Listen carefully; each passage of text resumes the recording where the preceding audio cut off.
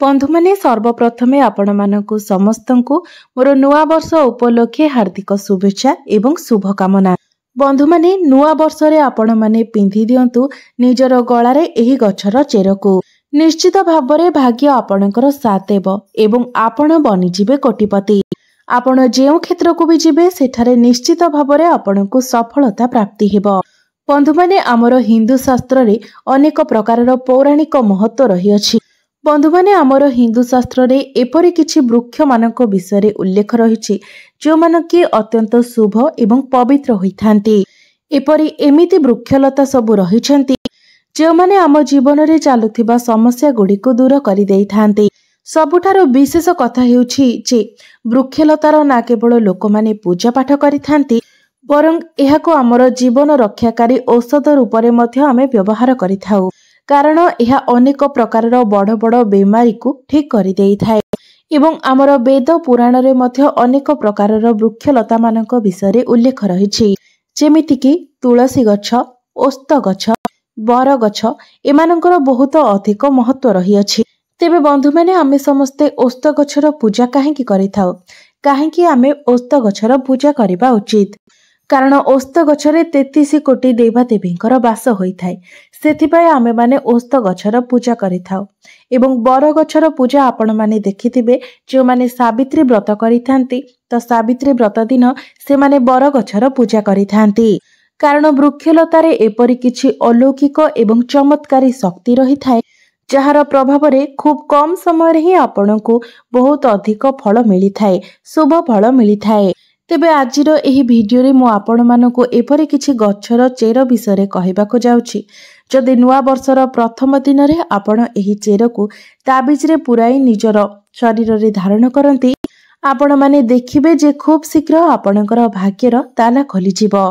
सेतिपाई आपण माने भिडियोटी को स्किप न करी थरे मात्र शेष पर्यंत निजर लाभ पाई निश्चित भाबरे देखंतु।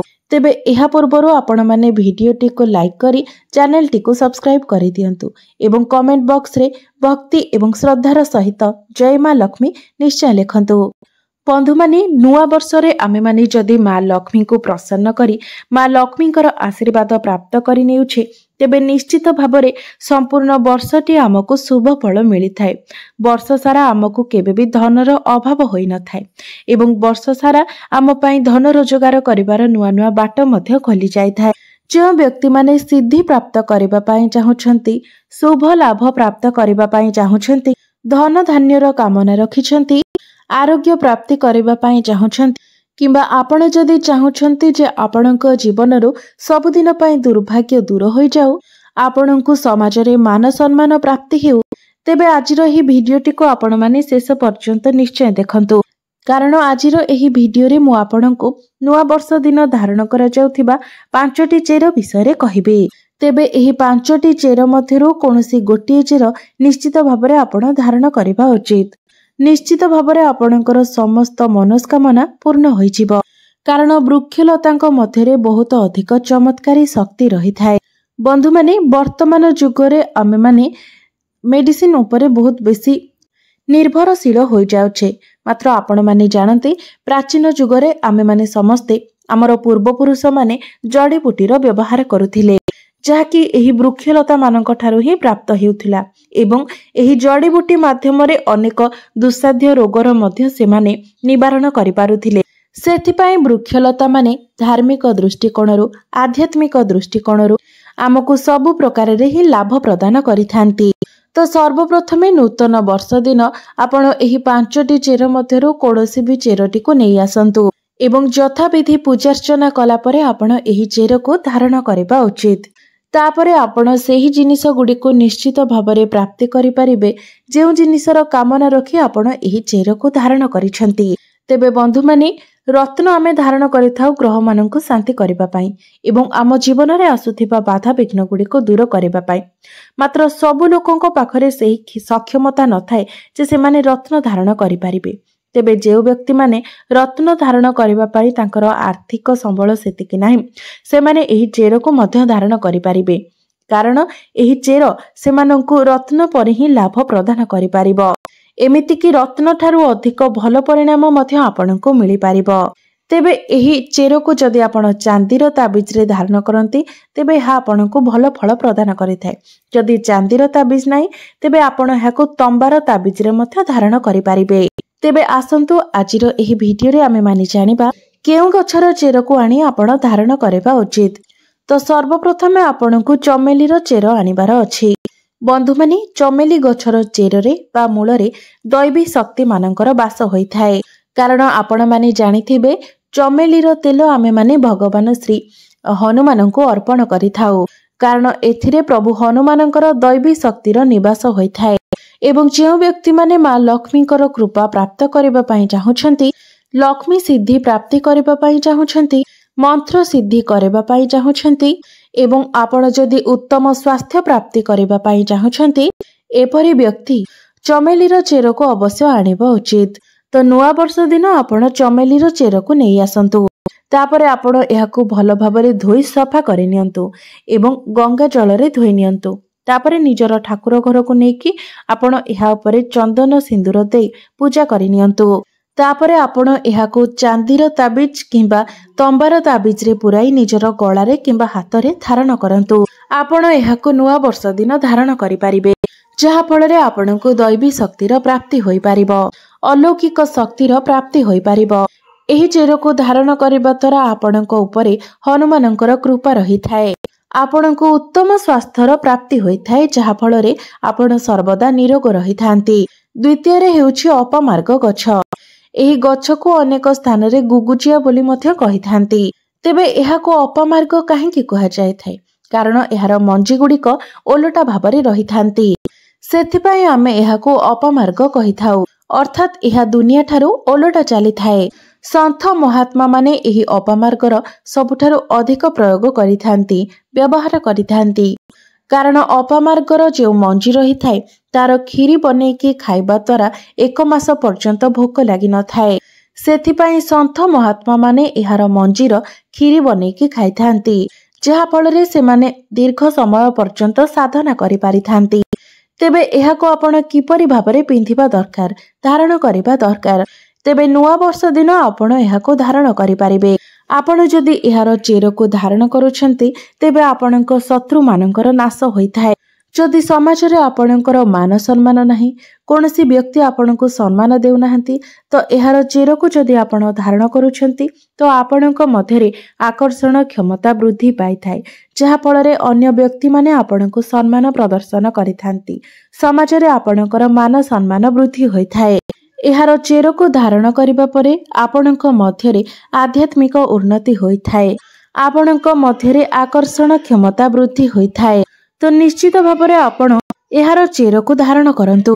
एहा व्यतीत एही चेर को धारण करिबा परे आपणकर ग्रह पीड़ा मध्य शांत होइथाय, जेमिति कि शनि दशा, राहु केतु पीड़ा एसबु मध्य दूर होइथाय। तृतीय रे हेउछि बर गछर जटा। एही बर गछर जटा आपणकर भाग्यर ताला को खोली देइथाय, राताराती आपणकर भाग्य को चमकाई देइथाय। बर गछर जो जटा रहिथाय ताहा आध्यात्मिक दृष्टिरु एहाको बहुत पवित्र माना जायथाय एवं आमर हिंदू धर्म रे बरगछ को देववृक्ष बोली मध्य माना जायथाय। तेबे एहाको देववृक्ष काहेकि कहा जायथाय? कारण सावित्री व्रत दिन आपण निश्चित भाबरे देखिथिबे एही बरगछर पूजा करा जायथाय। कारण जे बरगछ रहिथाय सेथिरे समस्त देवादेवी मानकर शक्ति निहित होइथाय।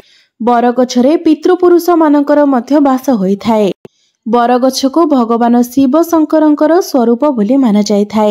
तो आपण जदि निजर भाग्य को चमकाइबाकू चाहुछंती, आपण निजर आध्यात्मिक उन्नति करिबा पई चाहुछंती, तेबे नुआ वर्ष दिन बरगछर आपण छोटे खंडे जटा नै आसंतु एवं ताहाको निजर ठाकुर घरे पूजार्चना करंतु।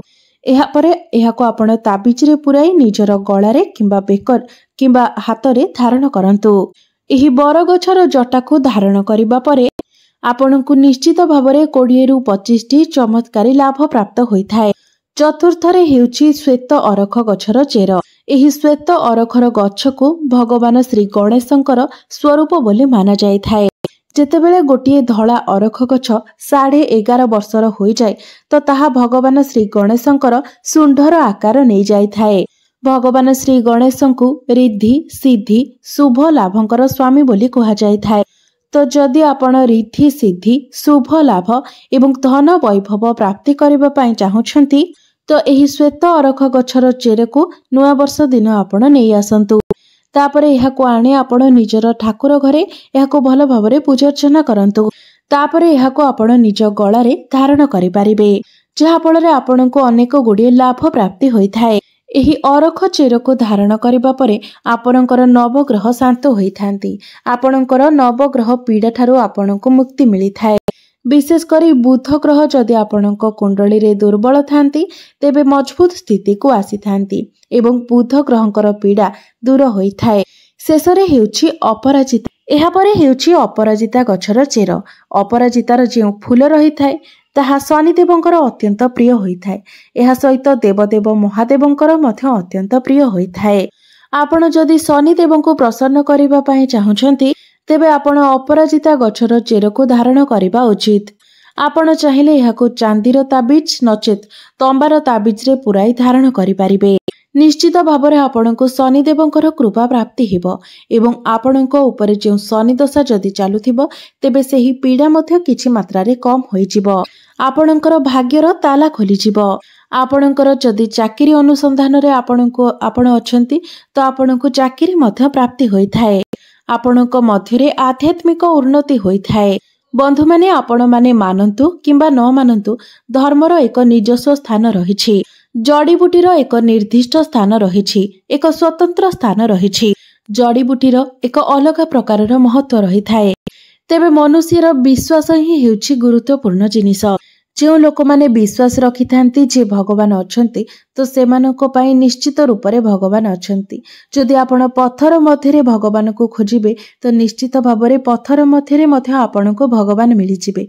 मात्र आपण जदि भगवान को पत्थर बोली मानि नियंती तेबे आपनको भगवान मध्य पत्थर भली देखा जिबे। तो आपणकर विश्वास ही हेउछि सबठारो गुरुत्वपूर्ण जिनिस। तो आजिर एही भिडियो रे मु आपनको जेतोटी गछर चेर विषय कहली।